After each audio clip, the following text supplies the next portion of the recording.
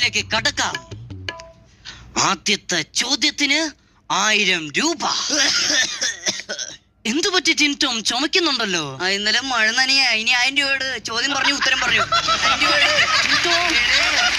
1000 രൂപ എടുത്തേ പറ്റൂ. നിങ്ങൾ ചോദിച്ചു, ഞാൻ ഉത്തരം പറഞ്ഞു.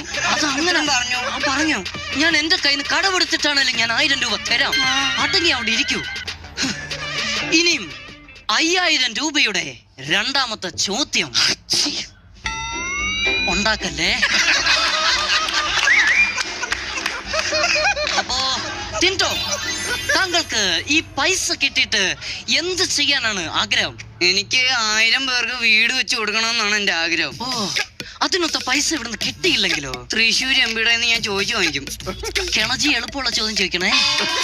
ഓക്കെ, അപ്പൊ നമുക്ക് ചോദ്യത്തിലേക്ക് കടക്കാം. 5000 രൂപയുടെ രണ്ടാമത്തെ